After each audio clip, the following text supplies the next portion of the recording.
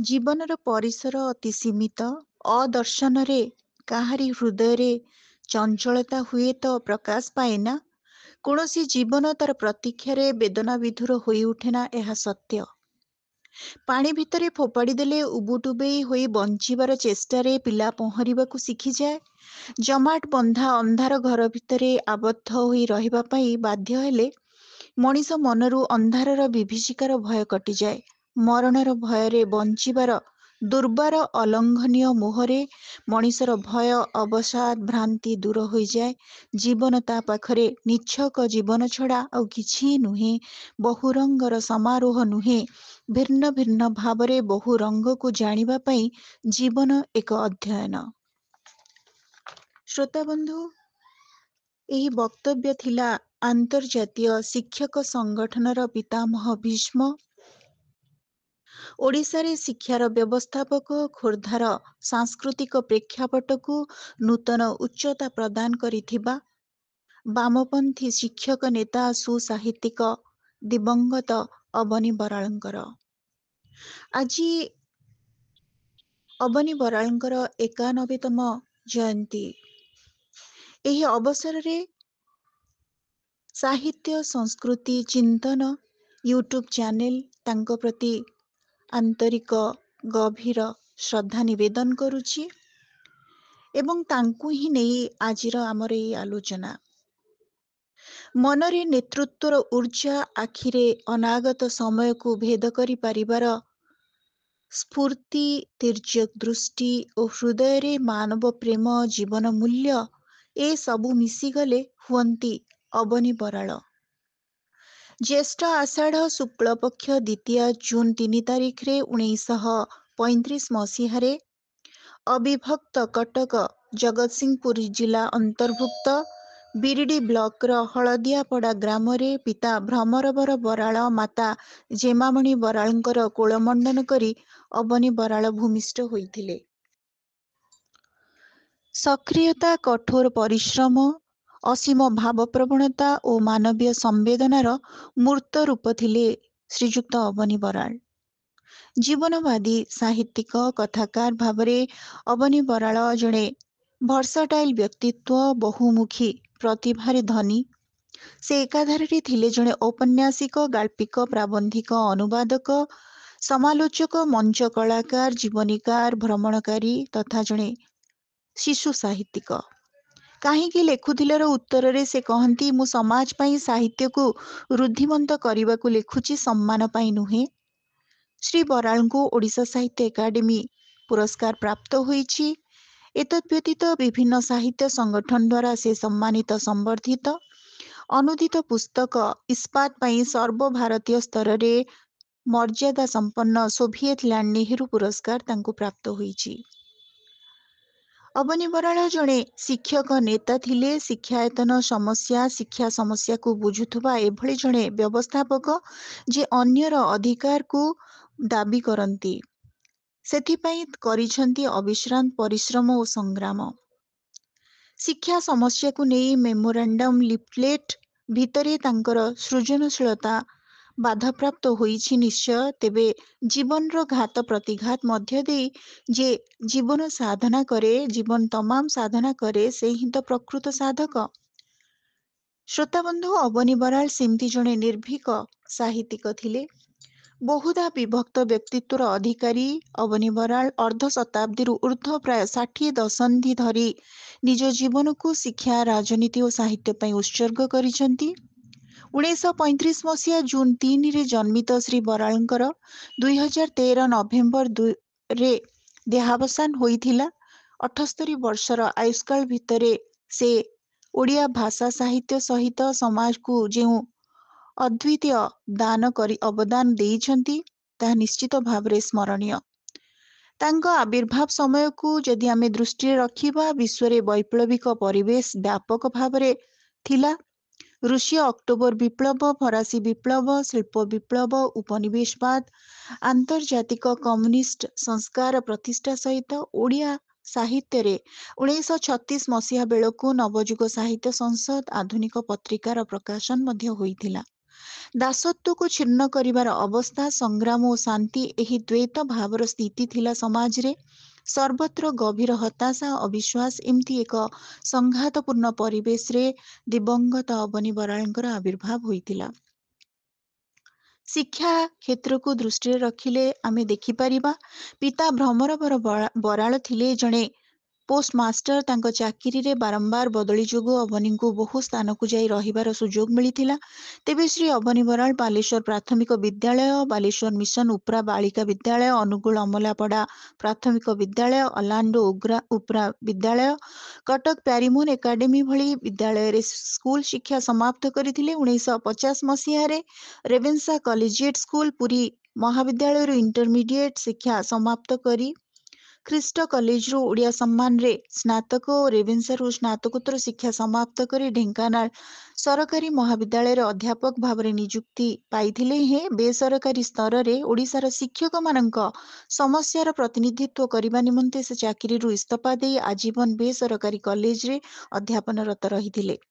ଓଡ଼ିଆ, ହିନ୍ଦୀ, ଇଂରାଜୀରେ ଦକ୍ଷ ଥିବା ଅବନୀ ବାବୁ ସଂସ୍କୃତ ଅବଗାହୀ ଥିଲେ। ହରିବଂଶ, ନୃସିଂହ ପୁରାଣ, ଯମ ପୁରାଣ, ବ୍ରହ୍ମ ବୈବର୍ତ ପୁରାଣ ତଥା ଅଜାଙ୍କର ପ୍ରେରଣା ଯୋଗୁଁ ତାଙ୍କ ଶୈଶବ ଶିକ୍ଷା ଖୁବ୍ ପ୍ରଭାବିତ ହୋଇଥିଲା। ଛାତ୍ର ଜୀବନରୁ ହିଁ ସେ ମେଧାବୀ ଥିଲେ। ମ୍ୟାଟ୍ରିକ୍ ପଢୁଥିଲା ବେଳେ ଅବନୀ ବରାଳଙ୍କର ପ୍ରଥମ ଲେଖା ଭାବରେ ମୀନା ବଜାରରେ ପିମ୍ପୁଡ଼ି ଶୀର୍ଷକ କବିତାଟିଏ ପ୍ରକାଶ ପାଇଥିଲା। ଆଇଏ ବେଳକୁ ଓଡ଼ିଶାରେ ଅନେକ ପତ୍ରପତ୍ରିକାରେ ତାଙ୍କର ଗପ, ଏକାଙ୍କିକା ଧାରାବାହିକ ଭାବରେ ବାହାରିଥିଲା।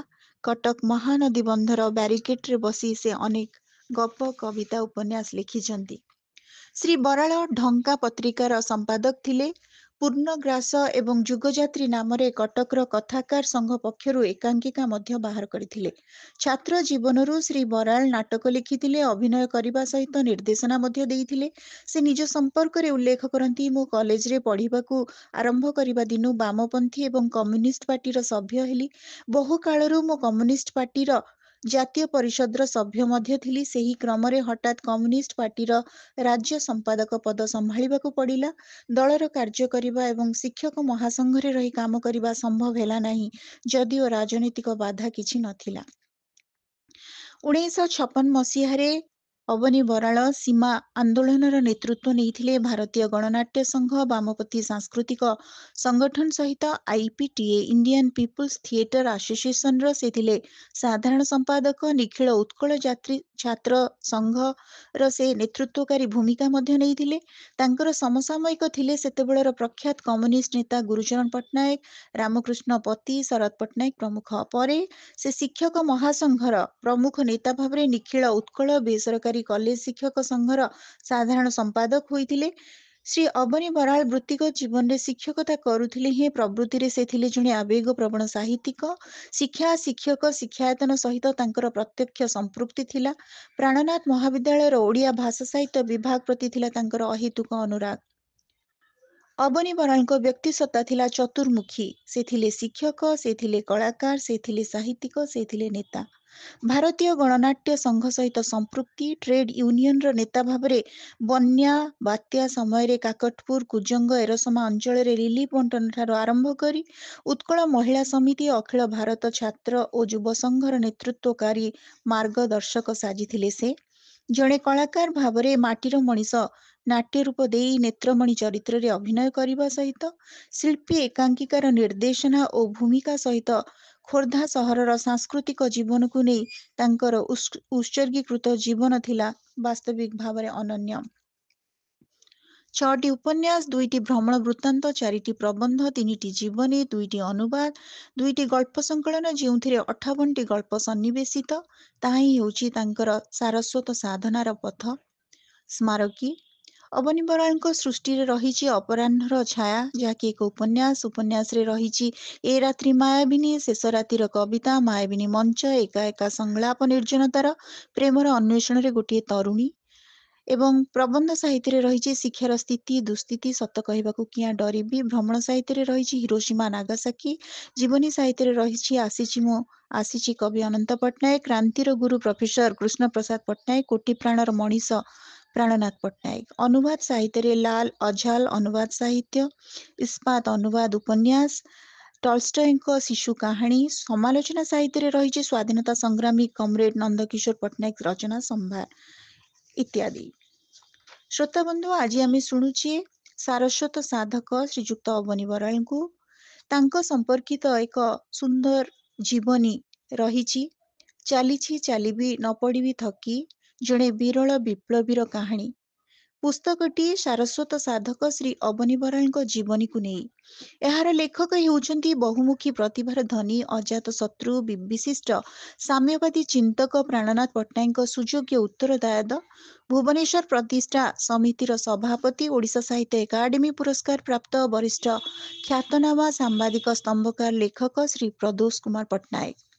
ଆଲୋଚ୍ୟ ପୁସ୍ତକରେ 13 ଗୋଟି ଅଧ୍ୟାୟରେ ଅବନୀ ବରାଳଙ୍କ ବ୍ୟକ୍ତିତ୍ୱକୁ ପ୍ରଦୋଷ ପଟ୍ଟନାୟକ ଖୁବ୍ ସୁନ୍ଦର ଭାବରେ ଆଲୋଚନା କରିଛନ୍ତି। ଏ ପୁସ୍ତକଟି ଲେଖିବା ପଛରେ କାରଣ ଦର୍ଶାଇ ଶ୍ରୀ ପ୍ରଦୋଷ ପଟ୍ଟନାୟକ ଉଲ୍ଲେଖ କରିଛନ୍ତି, ବଡ଼ ରୋମାଞ୍ଚକର ଅନୁଭୂତିରେ ପରିପୂର୍ଣ୍ଣ ତାଙ୍କର ଜୀବନ।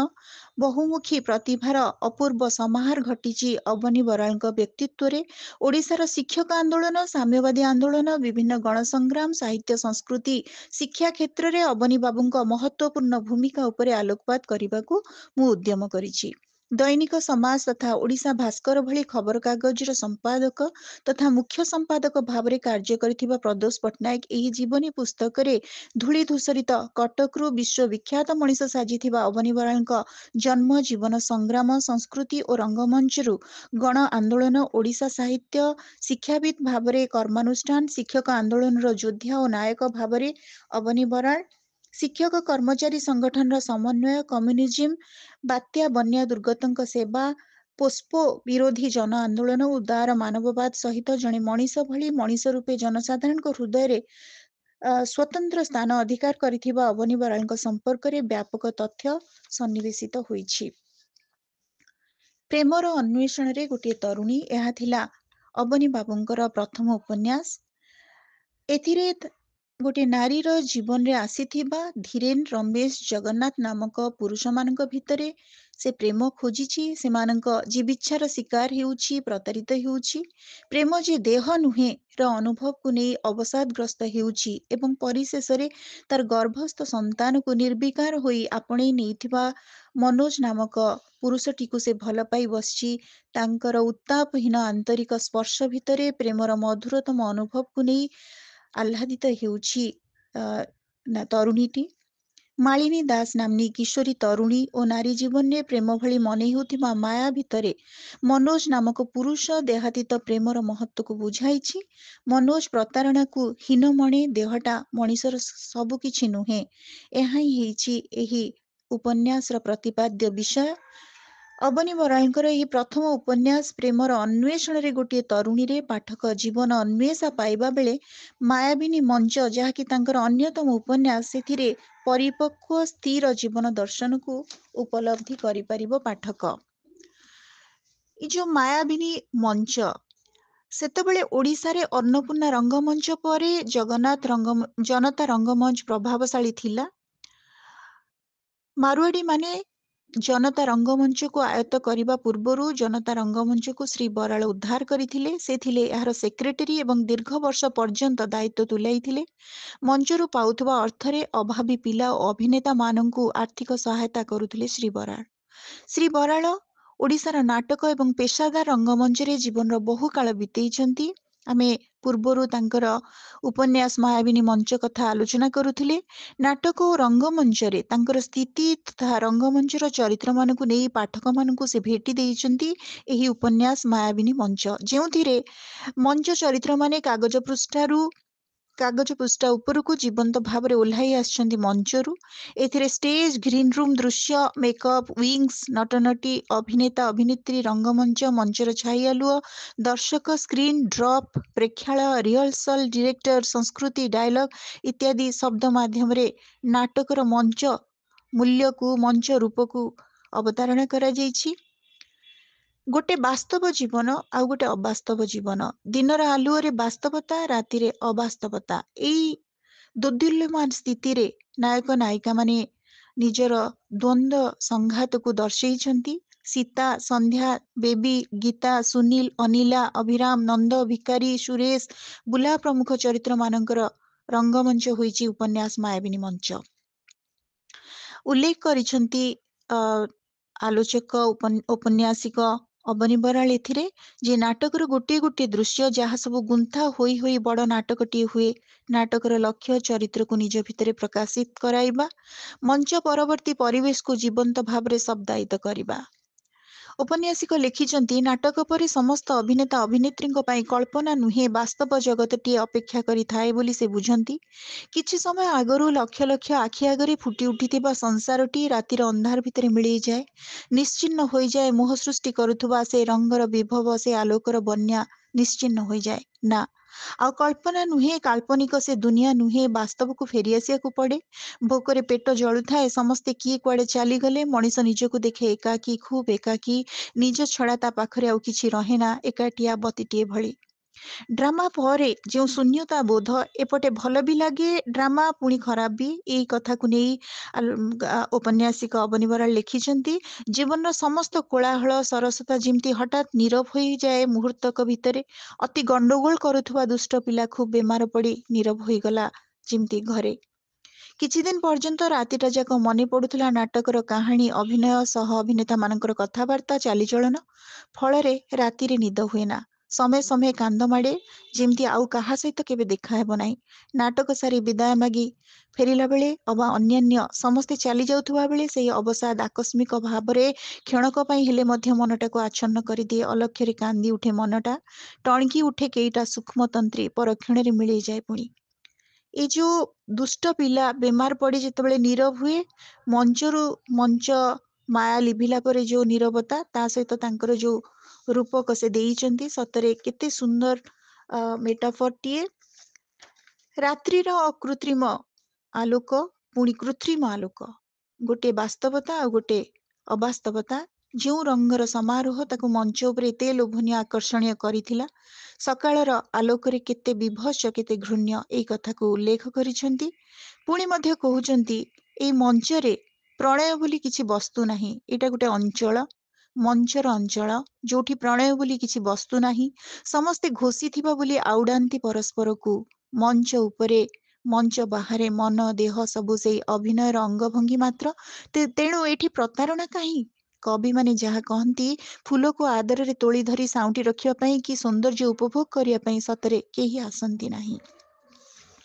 ଶ୍ରୋତାବନ୍ଧୁ, ଆଜି ଆମେ ଶୁଣୁଛେ ସାରସ୍ୱତ ସାଧକ ଦିବଙ୍ଗତ ଅବନୀ ବରାଳଙ୍କୁ ଏଇ ମଞ୍ଚ ମାୟାବିନୀ ମଞ୍ଚ ଉପନ୍ୟାସରେ ବିବାହ, ନାରୀତ୍ୱ, ମାତୃତ୍ୱ, ଐହିକ ସୁଖ ସମ୍ଭୋଗ ଭିତରେ କେବଳ ପ୍ରେମ ଖୋଜୁଥିବା ମଞ୍ଚ କନ୍ୟା ସୁନୀଲାର ଅସହାୟତାର କାହାଣୀ ନିଶ୍ଚିତ ଭାବରେ ପାଠକ ହୃଦୟକୁ ଆପ୍ଲୁତ କରିବ।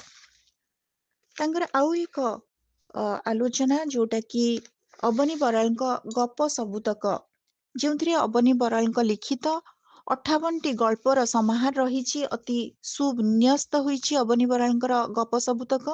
ସେଥିରେ ରହିଛି ଜୀବନ, ସମୟ, ମଣିଷ, ଘାତ ପ୍ରତିଘାତ, ଦ୍ୱନ୍ଦ୍ୱ, ସଂଶୟ, ବିସଙ୍ଗତି, ବିରୋଧାଭାସ, ଏସବୁର ଜୀବନ୍ତ ଚିତ୍ର। ଏଥିରେ ପ୍ରକାଶନ ସମ୍ପର୍କରେ ଅବନୀ ବରାଳଙ୍କର କନ୍ୟା ପ୍ରକାଶିକା ନଳିନୀ ଦେବୀ କହନ୍ତି, ମୋ ବାପା ତାଙ୍କର ନିଜ ବେଦନାକୁ ମତେ ଗପ ଛଳରେ ମହତାବଙ୍କ ଉଠା ଦୋକାନର ନୋଟିସ୍ ବ୍ୟଙ୍ଗ କବିତାଟି ସବୁବେଳେ କହୁଥିଲେ। ଜୀବନବ୍ୟାପୀ ମୋ ସାଧନାର ଗରାଖ ଅନେକ ଦୋକାନ ପକାଇଲି। କିଏ ନଗଦ କିଣିଲା, କିଏ ଧାର ଉଧାରିଆ, କେତେ ଆସିଲେ କେତେ ଗଲେ, ଲମ୍ବା ଲମ୍ବା କଥା କହି କିଛି ବାକିରେ ନେଲେ, କିଏ ବାକି ଦେଲେ, କିଏ ଫାଙ୍କି ଦେଲେ, କିଏ ଆଖିରେ ଧୂଳି ପକେଇଲେ, ନିଜ ସ୍ୱାର୍ଥ ପାଇଁ କିଏ ଧୋକା ଦେଲେ। ଯିଏ ଯାହା କଲେ ତାକୁ ଧନ୍ୟବାଦ, ଯିଏ କାଢ଼ି ନେଲେ ତାକୁ ମଧ୍ୟ ଧନ୍ୟବାଦ। ସମସ୍ତଙ୍କୁ ଏଥର ନୋଟିସ୍ ଦେଉଛି, ବେଳ ହେଲାଣି ଦୋକାନ ବନ୍ଧାବନ୍ଧି କରିବାକୁ ମୋତେ ସମୟ ଦିଅନ୍ତୁ।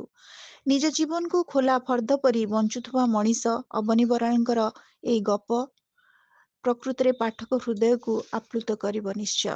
ହିରୋସୀମା ନାଗାସାକି ଆଉ ନୁହେଁ ଏହା ତାଙ୍କର ଶିକ୍ଷକ ନେତୃତ୍ୱ ଓ ସାହିତ୍ୟର ଅପୂର୍ବ ସମନ୍ୱୟ। ତାଙ୍କ ବଳିଷ୍ଠ ଲେଖନୀ ମୁନରେ ହିରୋସୀମା ନାଗାସାକିର ପରମାଣୁ ବୋମା ବିସ୍ଫୋରଣର କରୁଣ କାହାଣୀ ଜୀବନ୍ତ ହୋଇଛି। ଏଥିରେ ଥିବା ସାହିତ୍ୟରେ ହିରୋସୀମା ର 2 ଲକ୍ଷ ଲୋକଙ୍କ ପାଇଁ ତାଙ୍କର ଯୋଉ ଆବେଗ ଏବଂ ପରୀକ୍ଷାଗାରର ଗିନିପିଗ୍ ଭାବରେ ଜଳିପୋଡ଼ି ଯାଇ ପରମାଣୁର ପାରମାଣବିକ ଶକ୍ତିର ସଫଳତାର ପ୍ରମାଣ ଦେଇଥିବା ମଣିଷମାନଙ୍କ ପ୍ରତି ତାଙ୍କର ଯୋଉ ସମ୍ବେଦନା, ତାହା ହିଁ ଏଇ ଆଲୋଚନାର ବିଷୟବସ୍ତୁ। ମାନବତାର ବିଜୟକୁ ସେ ଆଶାବାଦର ଏକ ଭିକ୍ଷା ଭାବରେ ଗ୍ରହଣ କରିଛନ୍ତି। ପ୍ରଦୂଷଣ ମୁକ୍ତ ଜାପାନର କଥା କହିଛନ୍ତି। ଭ୍ରମଣ ବୃତ୍ତାନ୍ତ ଭଳି ମନେ ହେବ ଓସାକା, ବ୍ୟାଙ୍କକ୍, ହଂକଂର ଆଲୋଚନା। ଏକ ସୁନ୍ଦର ମେଘମୁକ୍ତ ନିର୍ମଳ ସକାଳ। ହିରୋସୀମା ଛୋଟ ସହରଟି ଉପରେ ସକାଳ ସୂର୍ଯ୍ୟର ସୁନେଲି କିରଣ ଝଲମଲ କରି ଉଠୁଥାଏ। ଯେତେବେଳେ ସେ ଲେଖିଛନ୍ତି, ସେତେବେଳେ ପାଠକ ନିଶ୍ଚିତ ଭାବରେ ହିରୋସୀମାକୁ ନ ଦେଖି ମଧ୍ୟ ବର୍ତ୍ତମାନ ଦେଖିପାରିବ। ଶ୍ରୋତାବନ୍ଧୁ, ଦିବଂଗତ ସୁସାହିତ୍ୟିକ ଯଶସ୍ୱୀ ଅବନୀ ବରାଳଙ୍କ ଭିତରେ ଯେଉଁଠି ଆପଣମାନେ ପାଇବେ ଉଦାତ୍ତ ବାମପନ୍ଥୀ ଦୃଷ୍ଟିଭଙ୍ଗୀ, ଅପର ପାର୍ଶ୍ୱରେ ପାଇବେ ରୋମାଣ୍ଟିକ ଏଗୋନି, ଏକ ପାର୍ଶ୍ୱରେ ତର୍କ, ବୌଦ୍ଧିକତା, ଜୀବନ ଜିଜ୍ଞାସା, ଅପର ପାର୍ଶ୍ୱରେ ରହିଛି ଦାୟିତ୍ୱବୋଧ, ସହାନୁଭୂତି, ସମ୍ବେଦନା, ଆତ୍ମିକ ସହୃଦୟତାର ଜୀବନର ସ୍ଥିର ଦର୍ଶନ। ପ୍ରକୃତରେ ଅବନୀ ବରାଳ ଥିଲେ ଜଣେ ବହୁମୁଖୀ ପ୍ରତିଭାର ଧନୀ, ବିରଳ ସଂଗ୍ରାମୀ, ବିରଳ ଲେଖକ। ଆଜି ତାଙ୍କର 91ତମ ଏଇ ପୁଣ୍ୟତିଥିରେ ଆମେ ତାଙ୍କ ପ୍ରତି ଆମର ଶ୍ରଦ୍ଧା ନିବେଦନ କରୁଛେ। ସାହିତ୍ୟ ସଂସ୍କୃତି ଚିନ୍ତନ ୟୁଟ୍ୟୁବ ଚ୍ୟାନେଲ ତରଫରୁ ତାଙ୍କ ପ୍ରତି ଆମର ଏଇ ଯୋଉ ଶ୍ରଦ୍ଧା ଆମେ ନିବେଦନ କରୁଛୁ। ଆଜିର ଏଇ ଅଡିଓଟି ଆପଣମାନଙ୍କୁ କେମିତି ଲାଗିଲା, ଆପଣମାନଙ୍କର ମତାମତ ଅପେକ୍ଷାରେ ରହୁଛି। ଧନ୍ୟବାଦ।